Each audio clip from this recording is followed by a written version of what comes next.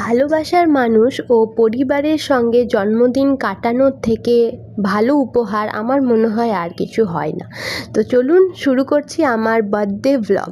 তো ফার্স্ট হচ্ছে আমাদের মিডনাইট সেলিব্রেশন হয়েছিল আমার বাড়িতে, মানে আমার বাপের বাড়িতে। তো এর পুরোপুরি ডেকোরেশন আর ক্রেডিটস যাচ্ছে আমার হাজব্যান্ডকে। উনি নিজে হাতে ডেকোরেট করেছেন। খুব সিম্পল ছিল ডেকোরেশনটা, কিন্তু আমার খুব পছন্দ হয়েছে।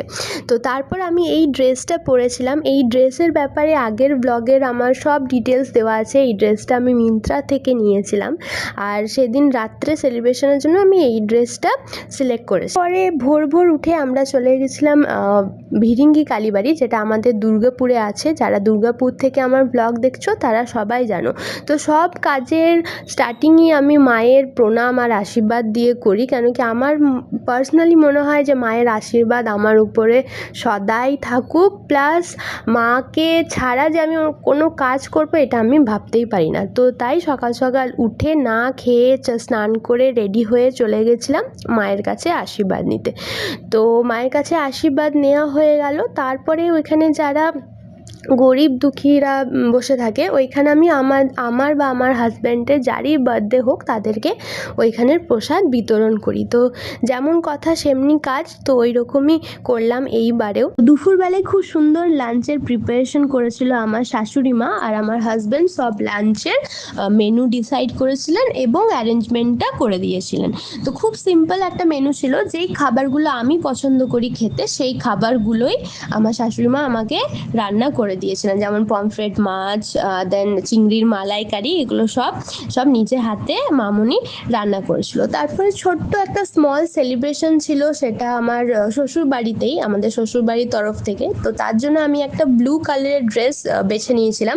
এই ড্রেসটা আমার হাজব্যান্ড আমার এইবারের বার্থডেতে গিফট দিয়েছিল। খুব সুন্দর একটা ব্লু ড্রেস, সেটাও আমি মিন্ত্রা থেকে নিয়েছিলাম, তারও ভিডিও আগে আমি শেয়ার করেছি। তো একটা ছোট্ট স্মল সেলিব্রেশন ছিল আমাদের বাড়িতে। আর আমার দেওর, মানে আমার হাজব্যান্ডের ভাই, ও আমার জন্য একটা সারপ্রাইজিংলি একটা কেক নিয়ে এসেছিল।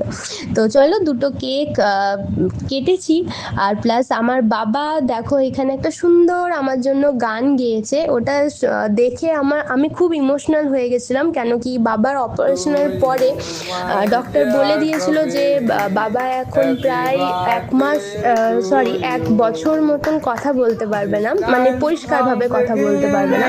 তো ঠাকুরের কৃপায় আর বাবার মানে কি বলবো, চেষ্টায় এখন বাবার ভয়েসটা যথেষ্ট ক্লিয়ার, যথেষ্ট বোঝা যাচ্ছে। আমি তো খুব আনন্দ পেয়েছি, আর খুব সারপ্রাইজিংলি বাবা সুন্দর একটা গান করলো আর আমাকে খুব হ্যাপি ফিল করিয়েছে। তারপর আমরা বার্থডে সেলিব্রেশন আর কেক কাটিং হওয়ার পর ঘরের সবার সাথে ফটো তুলে নিলাম। তারপরে আমি আর আমার হাজব্যান্ড চলে গেলাম ডিনার ডেটে। সেটা আমার হাজব্যান্ড প্ল্যান করেছিল ডিনার ডেটটা। তো কাস্ক বলে যে রেস্টুরেন্ট আছে সিটি সেন্টারে, ওইখানে আমরা গিয়েছিলাম দুজনে। তো খুব সুন্দর রেস্টুরেন্টটা, খুব ভালো একটা মানে ভাইব আছে। তো বেশি কিছু না, সকাল থেকে খুব খাওয়া হয়ে গেছিলো, ওর জন্য একটা ওইখানকার স্পেশাল ডিশ আর চিকেন 65 অর্ডার করেছিলাম, আর একটা লাইম সোডা, ব্যাস। কারণ কি লাইম সোডা ছাড়া এখন অতটা খাবার আমি খেতে পারবো না। খুব সুন্দর অ্যাম্বিয়েন্স, অনেক ফটোস তুলেছি, অনেক আনন্দ করেছি, সারা দিন হই হুল্লোড় করেছি। দিয়ে তারপরে আমরা বাড়ির পথে রওনা দিচ্ছি। চলো, এই হচ্ছে আমার বার্থডে ব্লগ। থ্যাংক ইউ, সবাই সাথে থেকো, পাশে থেকো, অ্যান্ড ফলো মি। বাই।